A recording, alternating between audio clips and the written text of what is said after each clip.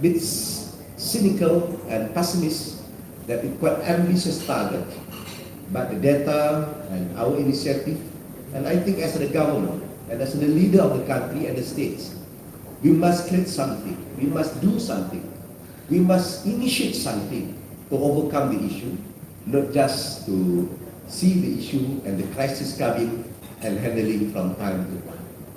Ladies and gentlemen, one of the key elements in our economic subsector is tourism. Selangor, sometimes people are quite cynical that Selangor is not a place to visit. But by data and facts, by year 2018 or 2019, we become the third largest contributor to the national tourism scene. One of the factors is because of the airport. The airports of Kuala Lumpur International Airport is actually located in Selangor, and therefore they decide to stay in Selangor for 1 and 2 days. We don't have many attractions in terms of natural and so on, but in the same time we also very attractive for much tourism business has been competing for incentive for convention, exhibition, and events. Therefore, that today we are very glad to appreciate this members of them in the club and located in Selangor, which is the Mercue Hotel, one of the family of Kuala Lumpur. And we feel that it will be and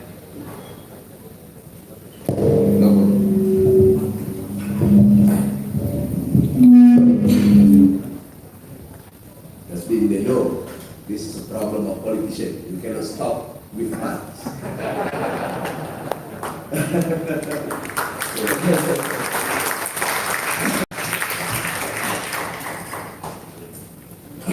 And then I start forget what to say. Mass tourism, meeting, incentive, conventions, and exhibition or events in one of element of attraction in Islam. Therefore, we can link a hotel with accommodation and so on and so forth. And with our certain plan, like in Rancangan Selangor Pertama. In Rancangan Selangor Pertama, now or Selangor Plan 1, that we are focusing to develop in the north of Selangor and south of Selangor and start to think about environment-friendly developments, especially in the town of Selangor and in the urban area. We are the first state in Malaysia have a 3 connected city in one district. We are staying in the Majlis Bandaraya Shah. Beside us is Majlis Bandaraya Subang Jaya. After that is Majlis Bandaraya Petaling Jaya. And after that is Kuala Lumpur as a city center. We are big, 4 connected city, 4 big connected city. And therefore that we think that we are becoming conurbations. What we understand as a conurbation. And if we can leverage the developments, and we can leverage the facility, surround the 4 cities, is become the vibrant, more vibes and attractive city as a city compared with other worlds. Of course, if you compare us with Jakarta, you compare us with Bangkok, then maybe we don't have a size. But if we can connect the 4 cities, what I mentioned before, Kuala Lumpur and Petaling, Majlis Bandaraya, all the Majlis Bandaraya, the 4 cities, that maybe we got an enough size. And enough size that means we can offer an opportunity and we can offer a new attraction for the investments, tourism, and other economic activities. Ladies and gentlemen, in my message and my vision for Selangor in year 2022 is to create a Selangor as a resilient state. Why? For the 2 years that we faces a multi-crisis and multi-issue in the one part. We have the health issue or public health issue, the pandemics. More than 2.5 years that we face. With a lot of experiments and we got many lessons in the learning curve. At the same time, the economic issue coming in conjunction of movement control orders implemented by the federal government and the state government. And last year, in December 2021, we faced the natural disasters, which is flood, which covered almost 8 out of 9 districts in the state of Selangor. The past 2-3 days, we heard Korea received a heavy rain and they've been flooded that worse than 120 years ago. That is the extreme side of 120 years ago. Therefore, the state of government of Selangor is always to reform our administration and improve, correct certain issues. For example, in the year 2022, we focus on health and public health policies. For now, the state of Selangor have a multiple and list of health program, from scanning of the disease to help people to get recovery from the disease or from the unhealthy situations. And then now at the same time also that we are focusing how to make sure that we can handle and we can manage the climate change and the global warming as concerned around the world.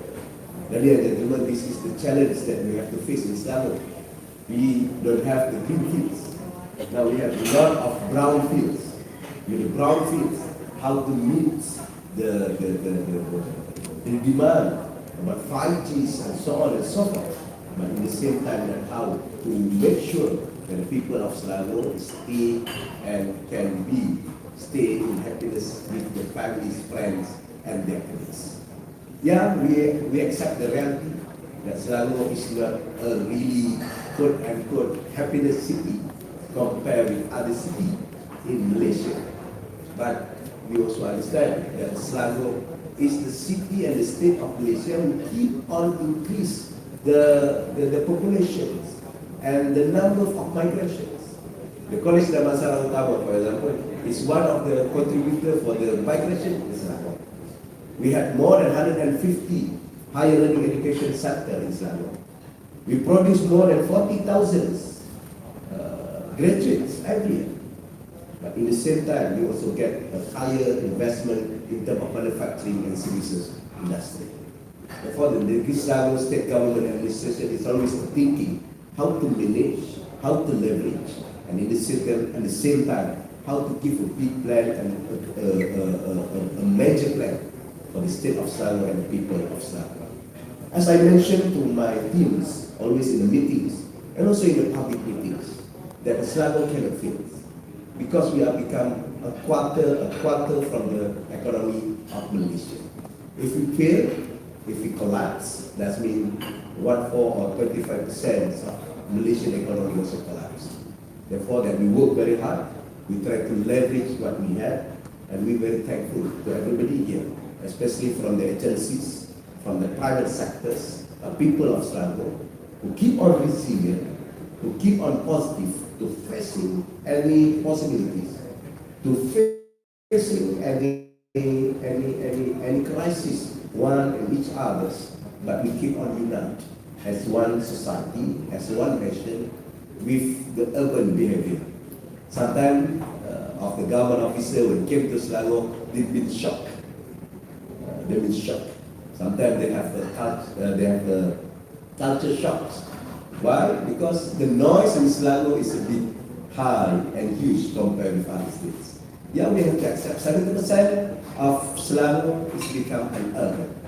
Because of that, the urban reality, the urban dynamism, the urban behavior, they will always complain, they will always give their views, and we also receive and accept many views.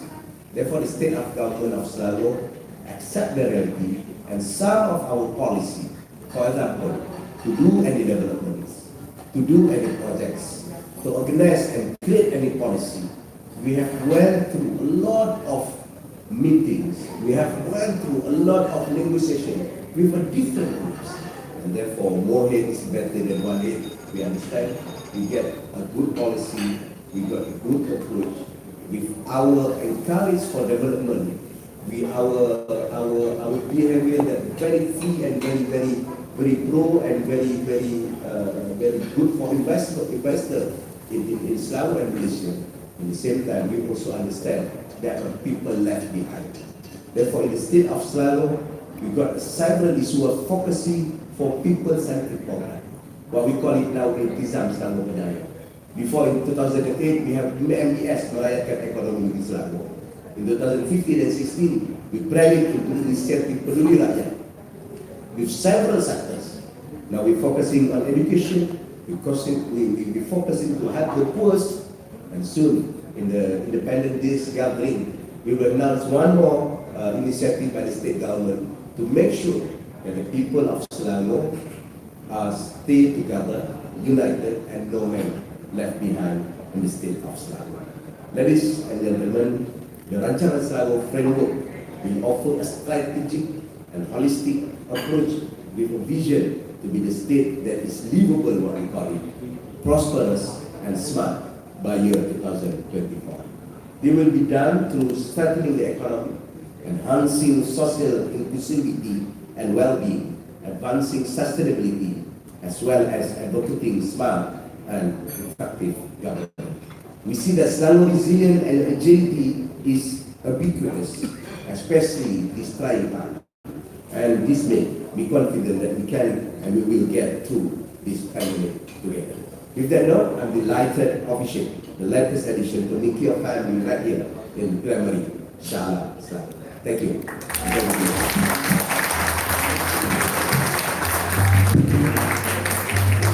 Thank you very much, Yang Berhormat Datuk Seri Menteri Besar Selangor, for addressing us. And we're now on standby, ladies and gentlemen. Datuk Seri Menteri Besar Selangor will be officiating the grand opening of Mercue. At this point, may I invite Datuk Seri Dr. Michael Yang to accompany Datuk Seri Menteri Besar, and also to join in to witness. May I have the pleasure of inviting Mr. Michel Vivier, Mr. Ramesh Sakal, Mr. Jeffrey Chu, Mr. Benjamin Teo, and Dr. Paul Wong to join our dignitaries on stage.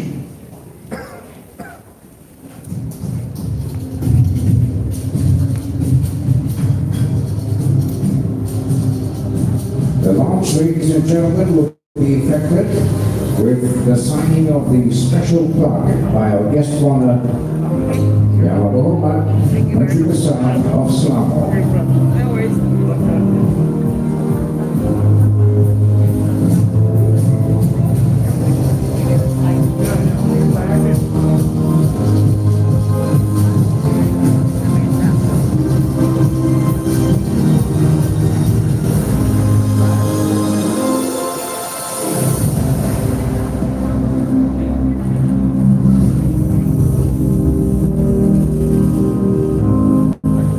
Is now duly signed. Congratulations, Mercue Kuala Lumpur on your grand opening ceremony.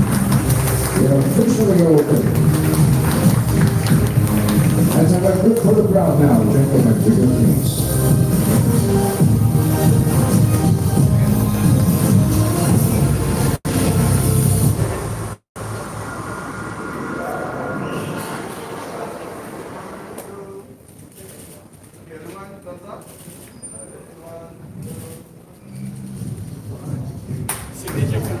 Thank you very much.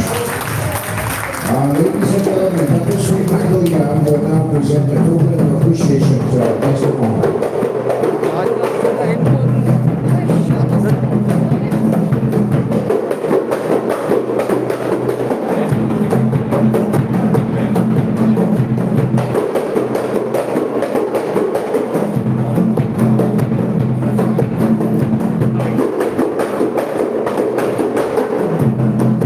Thank you very much.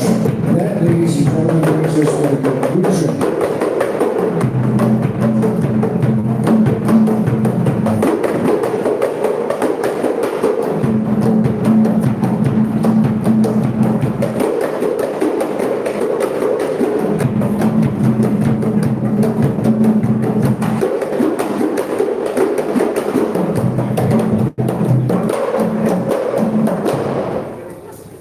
Always delightful to hear the sounds of a profound, ladies and gentlemen, especially the grand opening like this. Wonderful, adds to the atmosphere.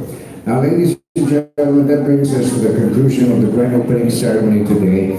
I'd like to, on behalf of the organizers, of course, Mercue Kuala Lumpur Granary, take this opportunity to thank each and every one of you for making time to be with us this morning to witness this historic and momentous moment. And we certainly, on behalf of the hotel, look forward to you coming to visit this hotel more often, all right? Make it vibrant. And with that also, ladies and gentlemen, we'd like to also express our gratitude and thanks to our guest of honor, Dr. Sri Menteri Besar Selangor, for gracing the occasion, and of course, for officiating the grand opening of the hotel. Let's show our appreciation to our guest of honor one more time, ladies and gentlemen. And with that said, ladies and gentlemen, may I now call on Dr. Sri Michael Young to invite our guest of honor, Dr. Sri Mercue Kuala Lumpur, for the press conference. And for all our guests, brunch is ready. Enjoy yourselves and have a good day and a great weekend. Take care, everybody.